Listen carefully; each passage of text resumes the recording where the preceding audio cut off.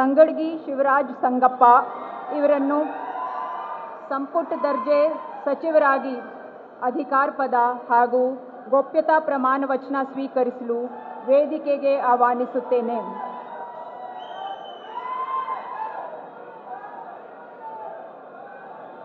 ನಾನು ಶಿವರಾಜ್ ಸಂಗಪ್ಪ ತಂಗಡಗಿ ಎಂಬ ಹೆಸರಿನ ನಾನು ಕಾನೂನಿನ ಮೂಲಕ ಸ್ಥಾಪಿತವಾದ ಭಾರತದ ಸಂವಿಧಾನ ವಿಷಯದಲ್ಲಿ ನಿಜವಾದ ಶ್ರದ್ಧೆ ಮತ್ತು ನಿಷ್ಠೆಯನ್ನು ಹೊಂದಿರುತ್ತೇನೆಂದು, ನಾನು ಭಾರತ ಸಾರ್ವಭೌಮತ್ವವನ್ನು ಮತ್ತು ಅಖಂಡತೆಯನ್ನು ಎತ್ತಿ ಹಿಡಿಯುತ್ತೇನೆಂದು ಮತ್ತು ಕರ್ನಾಟಕ ರಾಜ್ಯದ ಮಂತ್ರಿಯಾಗಿ ನನ್ನ ಕರ್ತವ್ಯಗಳನ್ನು ಶ್ರದ್ಧಾಪೂರ್ವಕವಾಗಿ ಮತ್ತು ಅಂತಃಕರಣಪೂರ್ವಕವಾಗಿ ನಿರ್ವಹಿಸುತ್ತೇನೆಂದು ಭಯ ಅಥವಾ ಪಕ್ಷಪಾತವಿಲ್ಲದೆ ರಾಗದ್ವೇಷವಿಲ್ಲದೆ ಎಲ್ಲ ಬಗೆಯ ಜನರಿಗೆ ಸಂವಿಧಾನಕ್ಕೆ ಮತ್ತು ಕಾನೂನಿಗೆ ಅನುಸಾರವಾಗಿ ನ್ಯಾಯವಾದುದನ್ನೇ ಮಾಡುತ್ತೇನೆಂದು ದೇವರ ಹೆಸರಿನಲ್ಲಿ ಪ್ರಮಾಣ ಮಾಡುತ್ತೇನೆ ಹಾಗೂ ಶ್ರದ್ಧಾಪೂರ್ವಕವಾಗಿ ದೃಢೀಕರಣ ಮಾಡುತ್ತೇನೆ.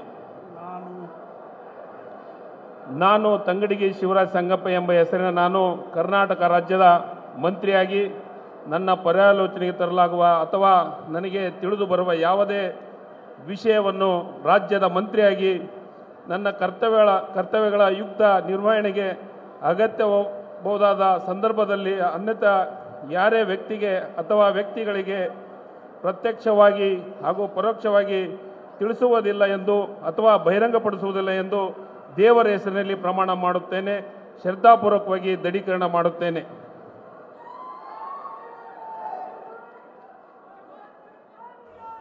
ಕನಕಗಿರಿಯ ಶಾಸಕ ಶಿವರಾಜ್ ತಂಗಡಗಿ 2001 ಇಳಕಲ್ ಪುರಸಭೆ ಸದಸ್ಯರಾಗಿ ರಾಜಕೀಯ ಪ್ರವೇಶ ಆಗುತ್ತೆ. 2008 ಕನಕಗಿರಿ ಕ್ಷೇತ್ರದಿಂದ ಪಕ್ಷೇತರ ಅಭ್ಯರ್ಥಿಯಾಗಿ ಅವರು ಗೆಲುವನ್ನು ಸಾಧಿಸಿದ್ರು.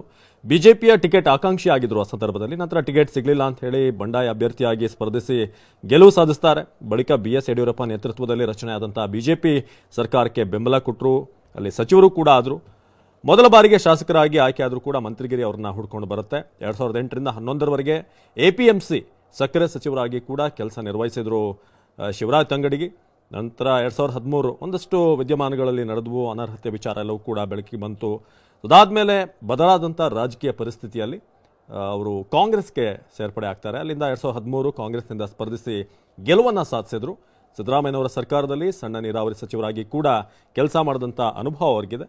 ಈಗ ಮತ್ತೊಮ್ಮೆ 2023ರಲ್ಲಿ ಅವರು ಸಚಿವರಾಗ್ತಿದ್ದಾರೆ. ಸಂಪುಟ ದರ್ಜೆ ಸಚಿವರಾಗಿ ಶಿವರಾಜ್ ತಂಗಡಗಿ ಈಗ ಪ್ರಮಾಣ ವಚನ ಸ್ವೀಕರಿಸಿದ್ದಾರೆ.